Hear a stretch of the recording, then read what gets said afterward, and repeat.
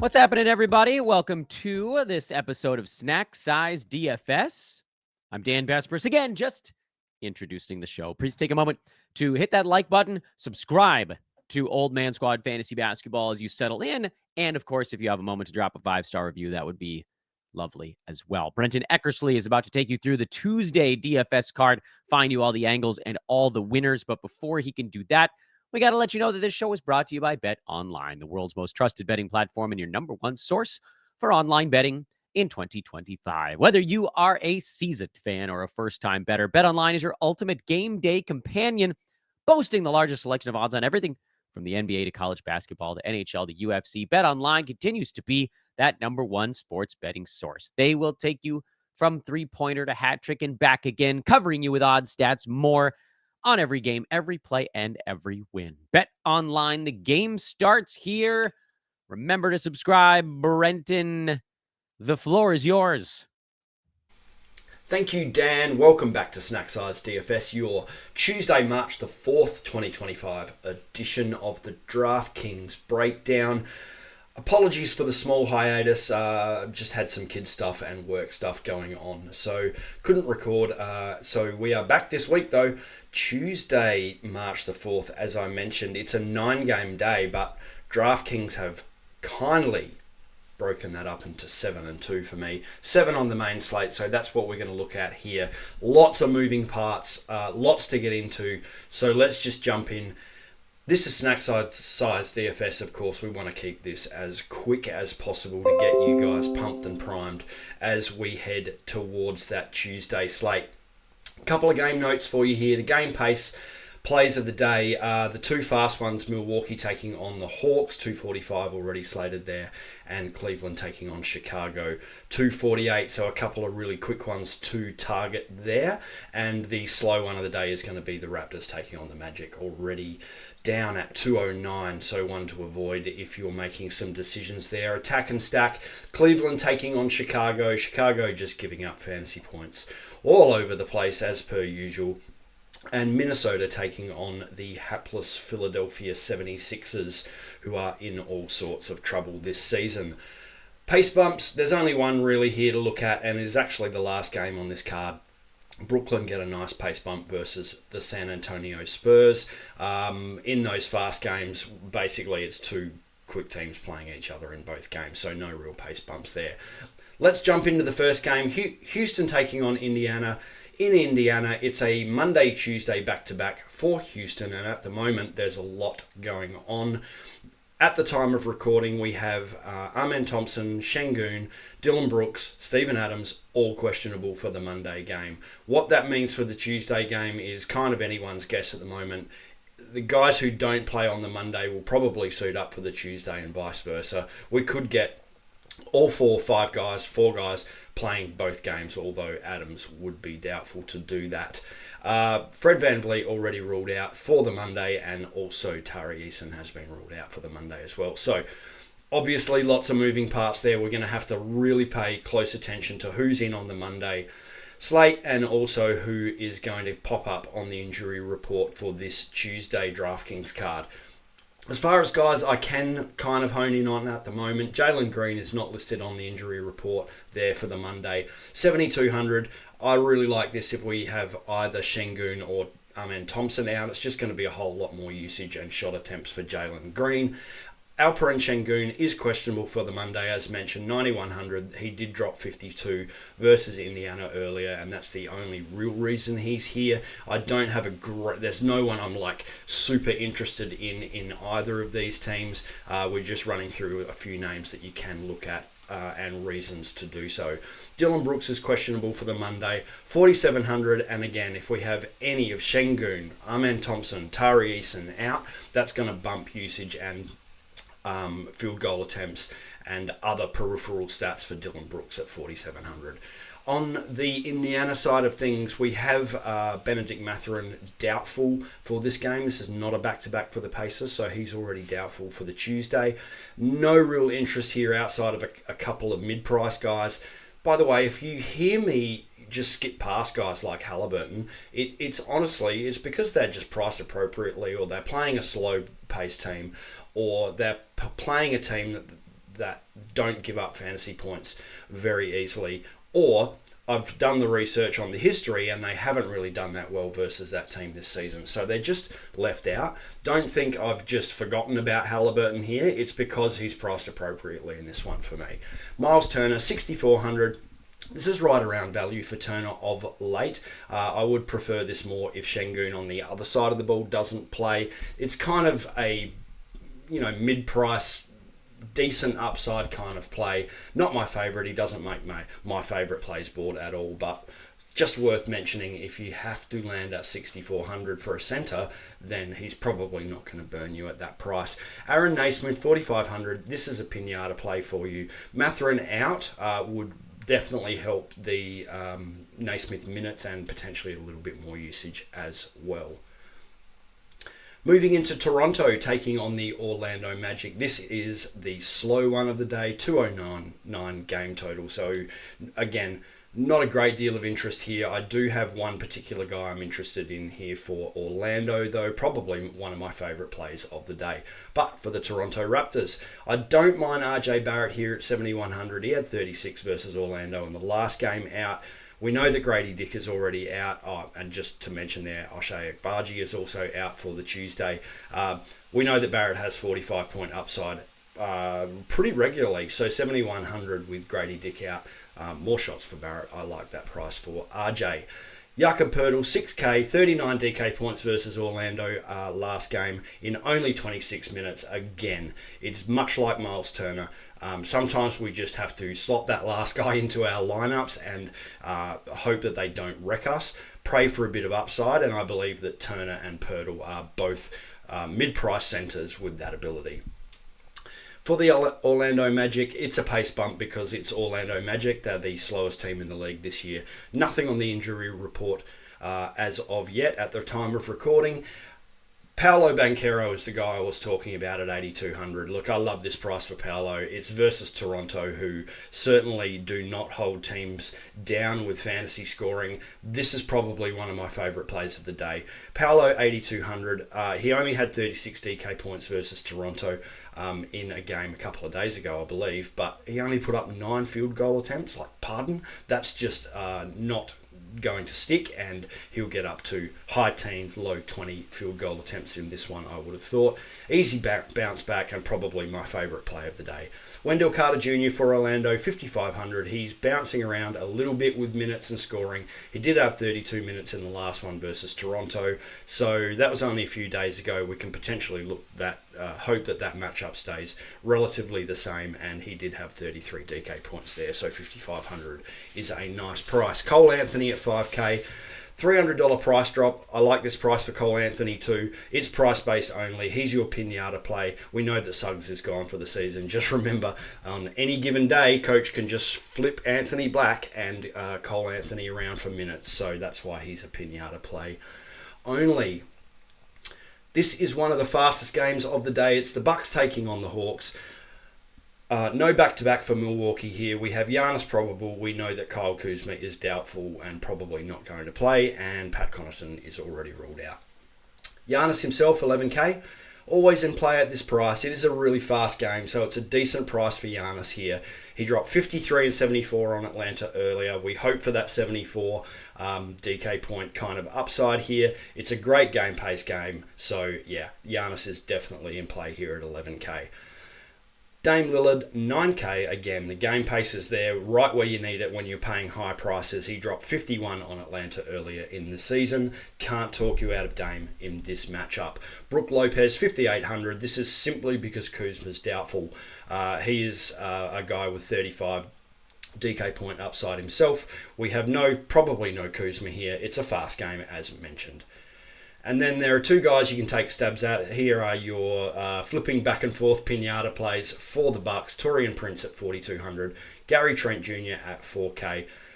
The safest floor at the moment is probably Taurean Prince. I can't believe I'm saying that out loud, but that's the way the history reads in the last few games. We know that Kuzma's doubtful. There's more minutes there. He's a pinata play with a decent floor. And Gary Trent Jr. would be your pinata play with... not as good floor, but definitely some upside there. And we also know that we can attack the Atlanta Hawks at the shooting guard spot. Back-to-back for the Hawks here. Playing today on the Monday. At the moment, it's only Vic Krejci and George Niang out on the Monday, so no real big names out. We have to watch the news to see what happens Tuesday. Of course, Trae Young will just continue to pop up as probable and then probably play. Trae at 10K, he is all over the place versus Milwaukee this season. We know that Damian Lillard's not the best on-ball guard. Trae Young could take advantage of that as he has once out of those 3 games. 10K, not my favourite play. It is a pace fast game though, so if you'd like to play Trae Young, I have no issues there. Won't talk you out of it. Dyson Daniels at 7K, love this price for Dice. He's beaten this price so easily in the last 7 to 10 games and potentially even longer than that. It's a fast game. Plenty of peripheral stats are always there for Dyson Daniels. 7K is just too low, and he had a very bad field goal attempt game in his last one, which kept this score down, has kept this price down, like this play versus the Bucks. Karis LeVert at 5,200. His minutes are up for the Hawks at the moment. 28, 32 and 27 minutes in his last 3. It helps that we have George Niang out, of course, and his DK points in the last 3 games, 25, 27 and 35 DK points. We'd love to see that 35 here. Just keep in mind that they were on some pretty high field goal percentage games. The last 3, close to 50% on true shooting in most of those games, or field goal shooting in most of those games. But again, we can go back the other way and also attack Milwaukee at the shooting guard position. So yeah, I don't mind Karis LeVert here. We do have to find some value as always. Watch the news. If anyone happens to sit of note for the Hawks tomorrow, then Karis LeVert becomes a pretty easy slot in option. Golden State Warriors taking on the New York Knicks. This is a back-to-back for the Warriors. At the time of recording, it's a Monday-Tuesday back-to-back, so they are playing today while I'm recording. On the Monday, we have Jimmy Butler and Quinton Post both in. It's a back-to-back. It would surprise me if Butler plays on the Tuesday, so I have made some adjustments there accordingly. Keep an eye on the news. If Butler is in, then players like Brandon Pajemski, who I have down at the bottom of this list, probably drop for me. But Brandon at 5,900, his minutes are a little bit all over the place. I like this very much if Butler sits. Steph Curry at the top of the order, 9,400. It's a $500 price jump after scoring 73 and 59 DK points. Just note that those did come against Orlando and Philly, and we are now playing New York again. Guys like this are always in play. I probably don't head here. I definitely like Banchero more, and another guy that we have coming up around the same price in a different position later on. Quinton Post himself, 4,800. The price is getting up there a bit. Steve Kerr starting to trust him with minutes. In the last 2, he's had 24 and 21 minutes, I want to say, without it listed there, but 2 times 30 DK points in his last 2, so he's getting the trust. That can go away at any time. Kerr does like to flip this lineup around. For the New York Knicks, it's only Karl Anthony Towns on the injury report at the time of recording. He's come up as questionable. Jalen Brunson here. Well, let's start with Cat, actually. As I mentioned, questionable, 9,800. Honestly, he's become a bit of a flat track bully lately. I'm not sure if that's an Australian term or not, but flat track bully basically refers to someone who scores really, really well against bad teams. That's the way the history is reading at the moment. Can't count him out on any given night, but I'm just going to leave him out here because I prefer Jalen Brunson at the price saving of $8,800. That's $1,000 cheaper. He's on fire in his last 3. He's had 50, 48 and 50 DK points on very high field goal attempts. His last 2 field goal attempts games, 23 and 25. The games should stay close. Jalen Brunson is a really good option at that price of $8,800. OG Anunoby back from injury, just firing up at the moment, which is really good to see. The price has not caught up yet. $6,100 is a good price for Anunoby. 35, 35, and 53 DK points in his last 3 games coming back from injury. There may have been 1 or 2 before that coming back from injury, but his scoring is really nice versus this price at the moment. Just keep in mind those games were against Philly, Memphis, and Miami. The Cavs taking on the Bulls, the other fast game of the day here. For the Cavs, Donovan Mitchell already ruled in and Evan Mobley is just ruled out, which opens up some value elsewhere. No back-to-back here for Cleveland or for Chicago. Donovan Mitchell himself, 8,700. Look, this is another great play for me. I'm not reaching up to, well, you can reach up to the $10,000, $11,000 guys here on the board. I particularly like Paolo at that 8,900, I think it was, and Donovan Mitchell here at 8,700. He's just so easy to build around here. Really nice price, good value, and 60 and 60 DK points versus Chicago earlier in the year is very hard to ignore. We also have Mobley out. That probably doesn't affect Mitchell's field goal attempts too much, because he's already getting up a stack of shots. But love this price for Donovan Mitchell, 8,700 versus the Bulls. Darius Garland, 7,500. Again, it's versus Chicago, so we know they spit out fantasy points for the opposing team everywhere. 35 and 47 versus Chicago, not quite so high as Donovan Mitchell, but he is a great mid-price play here versus the Bulls. And now that Evan Mobley has been ruled out, Jarrett Allen at 6,200. He had 51 versus Chicago earlier in the year. I see no reason that he can't easily top this 6,200 price and push well above this for value. Mobley out. We can take on Chicago versus centers. Jarrett Allen's a great play here. Your 2 little pinata plays here, flip side pinata plays, let's call them. I wouldn't play them both. It's Ty Jerome at 5,100, DeAndre Hunter at 5,300. Both of them coming off big games versus Portland in the last one. Just keep in mind Donovan Mitchell did not play in that game, but Ty Jerome here with no Mobley. Yeah, completely different positions obviously, but that means more minutes available for Ty Jerome, who is absolutely on a roll this season. 5,100 is pretty hard to ignore. I would play him over Hunter at 5,300. For the Chicago Bulls, lots of moving parts here as well. Lonzo Ball, Josh Giddey, Kevin Huerter, all questionable for this game on the Tuesday. Kobe White is probable and Vooch has already been ruled out. So the obvious play there would be Zach Collins, 6K. He has been starting, which was a big surprise to me. Jalen Smith has been the backup center all season. Zach Collins just instantly started starting as soon as Vooch went out, and obviously he is the fantasy darling of the week. 6K is a nice price, but we got to take it into consideration here that we're playing against Cleveland. I like it more now that Mobley is out because there's not the Twin Towers there, but still, Cleveland are a tough team to play against defensively. That center position, Jarrett Allen is a very good defender. I don't mind it. I was going to fade him here until I heard that Mobley was out. I think it brings him back into play at 6K. Josh Giddey, questionable at the time of recording. 8,400 is a pretty high price for Josh Giddey, but the last few games of DK scoring really make it hard to ignore him. 58, 60, 62, 52, and 53 DK points is some high scoring for Josh Giddey.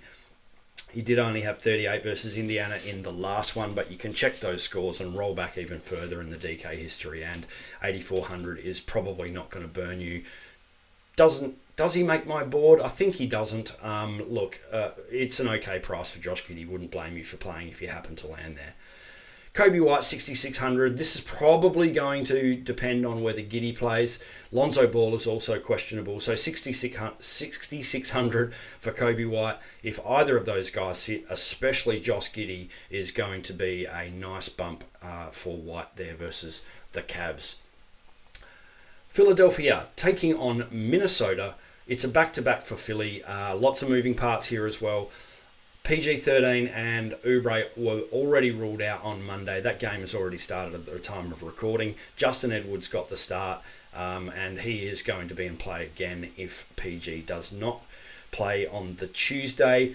Probably does come in PG, to be honest, but who knows. If Paul George does stay out, then Justin Edwards remains a really good play at 3,800. Quentin Grimes, 6K. He's a pinata play for me. Yeah, it's easy to look at the last game where he scored 47 actual points, I believe, 63 DK points, and that was versus Warriors. But honestly, just go back 2 games before that, and he had 17 and 8 DK points. That's only a play for me, a pinata play, if Paul George or one of the other big names sits. Oubre is another one who could help Quentin Grimes get to that value. Andre Drummond, though, 5K, not really affected by the other guys here. It's all about Embiid being out. Gershon Yabusele, yeah, you could take stabs at him. He's a little bit more expensive, 5,200, I want to say, for Yabusele. But Andre Drummond has the upside at 5K. 21, 31, and 31 DK points in his last 3 with no Embiid, and we now know that there's no Gobert on the other side of the ball again for the Timberwolves.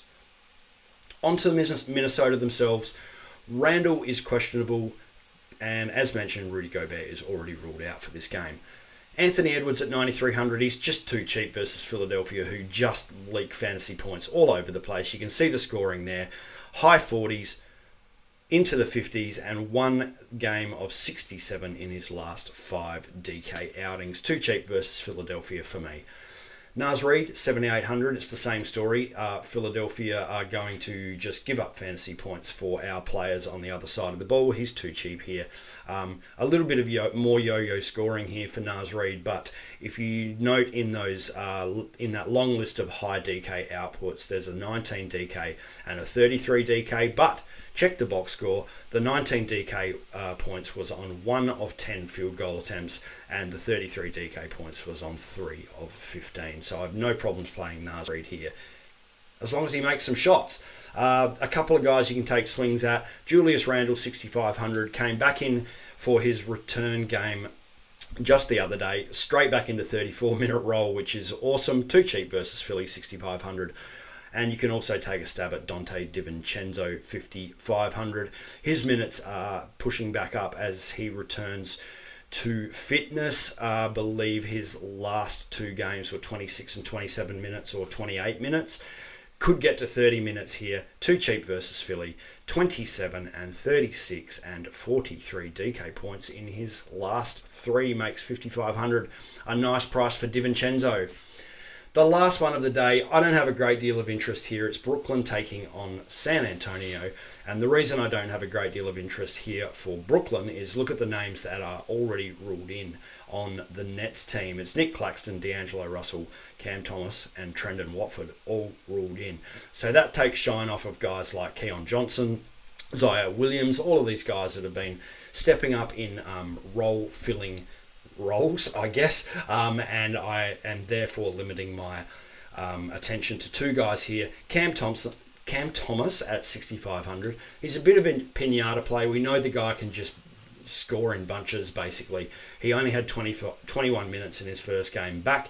Then he took a break, and we know that the guy just has 45 DK point upside. He can break through 6,500 value just on scoring. So yeah, he's in play here. Bit of a dart throw though, if you think the minutes may go higher for Thomas. Nick Claxton is the more solid floor guy, 5,700. He's also solid positionally, if that makes sense. At the moment, there's no real messing around with the center position going on for Brooklyn. We obviously know if Claxton ever sits, then we're going to get a huge Day'Ron Sharpe game. That's not the case here, but I like the price for Claxton. 5,700. He did drop 33 DK points versus San Antonio earlier when Wemby was in. Now we don't have Wemby on the other side of the ball. Last team of the day, San Antonio Spurs. At the moment, the only guy on the injury report is Stephon Castle at he is questionable. Himself, Stephon Castle, I like at 6,100. The usage and minutes have just gone through the roof in the last few games. Have a look at the minutes. It's 30, 32, and 32.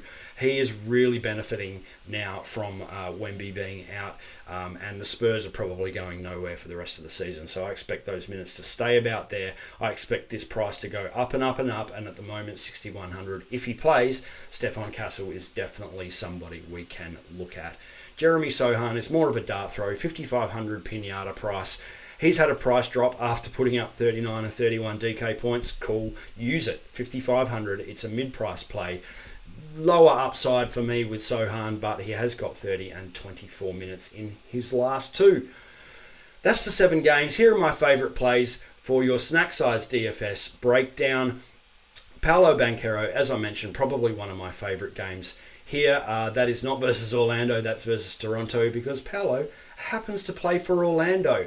Giannis versus Atlanta, can't count him out at 11k. Anunoby versus Golden State Warriors is probably just too cheap. I think he was 6,100. Donovan Mitchell, it's going to be a toss-up between Paolo and Mitchell here for me. Similar pricing. Either of these guys can go off here, and if you can fit them both in, go for it. Donovan Mitchell versus Chicago. Jarrett Allen also versus Chicago. Justin Edwards hits the board at a low price, 3,800 I think it was, versus Minnesota. That is only if Paul George sits again. Andre Drummond, 5k versus Minnesota, too cheap. Anthony Edwards, 9,300 versus Philly. Philly just giving up fantasy points everywhere. I probably prefer Donovan or Paolo at that higher price, though. And 2 guys you can take stabs at also for the Minnesota team, DiVincenzo and Julius Randle. And if Stephon Castle plays, 6,100 is just way too cheap versus Brooklyn. That's it for me today. Snack Size DFS, your Tuesday, March the 4th edition. Please like, please subscribe to the Old Man Network. Please follow us on the socials. I'm there at Terrain72 on Twitter and at Terrain72.bsky.social on Blue Sky. Thanks for joining in, guys. Hopefully get another show or two up this week. It has been a tough time for me at the moment, but I want to keep the momentum going. Thank you guys for all of your support, all of the listens, all of the likes, and all of the comments on YouTube. Please keep them coming. That's it today for Snack Size DFS. Back to you, Dan. Thanks as always, Brenton. Another stellar episode of Snack Size DFS with the great Brenton Eckersley, who you can follow on social media at Terrain72. Remember to subscribe if you make it this far in any show. The rule is you have to hit the like button and you have to hit the subscribe button, depending on how you're taking in the content. Of course, could be on a traditional pod, could be on YouTube. Either way, much appreciated. Throw that 5-star review on it. And, of course, follow Old Man Squad on social media as well. Check out UnderdogFantasy.com before you go. Play Pick'em with our buddies over there at UD. Just pick higher or lower on any 2 or more player projections. You got points, rebounds, point, rebound, assist, steals, threes, assists, blocks, whatever you got. They've got a projection on it. All you need to do is 2. Opportunity to 3x your entry. You can add another one, make it 5 or 6, and keep going up the ladder if you want to have 5, 10, 15, whatever, on a crazy pick'em card and shoot for 1,000 times. All of that is totally okay at UnderdogFantasy.com. Sign up today using promo code OLDMAN or click the link in the show description. OLDMAN, again, is that promo code to unlock up to $1,000 in deposit match bonus cash and a free play on your very first entry, where you only need to hit 1, not 2 projections to hit that initial projection pick'em card. Thanks so much for watching, everybody. I'm Dan Besbris, the founder of Old Man Squad. Shout out once again to Brenton Eckersley.